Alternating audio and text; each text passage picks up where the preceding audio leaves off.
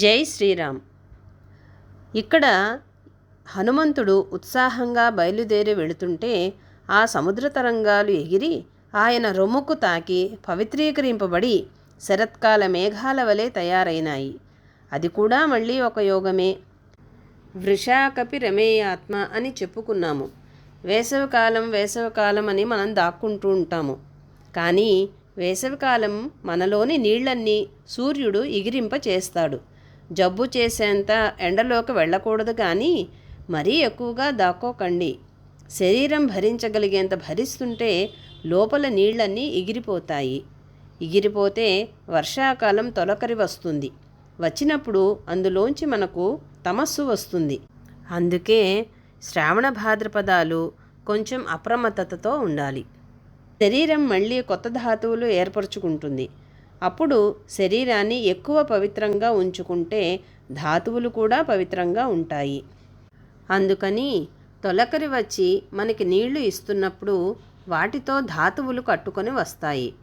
రామాయణంలో వర్ష ఋతువు గురించి చెబుతూ మనుషులు ఏ విధంగా బరువు పెరుగుతారు అనేది దశరథుడు అప్రమత్తత లేక శ్రావణ కుమారుడని తెలియక సంహరించాడని తెలుస్తుంది. శరీరానికి మత్తు వస్తోందిట అంటే లోపల ధాతువులు బాగా మందంగా ఉన్నాయని అర్థము. టెండెన్సీ టు స్లీప్ బాగా ఉందిట అంటే మనిషికి బాగా మత్తు ఉన్నట్లు లెక్క. అంటే పదార్థం యొక్క సాంద్రత ఎక్కువ ఉన్నది.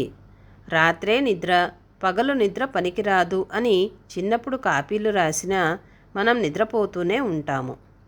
అలా ఈ మేఘాలన్నిటినీ ఆయన స్పృశించటం చేత తెల్లని కాంతి ఏర్పడింది. అందుకే మేఘం అంటే శరత్కాల మేఘంతో పోలుస్తారు. వర్షించే సందర్భమైతే ఆషాఢ మేఘంతో పోలుస్తారు. శరత్కాల మేఘాలు చాలా అందంగా ఉంటాయి. తెల్లటి కాంతివంతమైన అంచులు, మొత్తం శరీరమంతా తెల్లదనము, సూక్ష్మ శరీర ధారణలాగా. అంతకుముందు బరువుగా నల్లగా ఉంటాయి.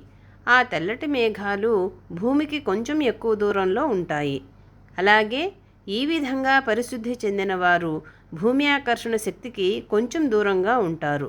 ఇటువంటివన్నీ మనం ఇలా ఇక్కడ భావన చేసుకోవచ్చు.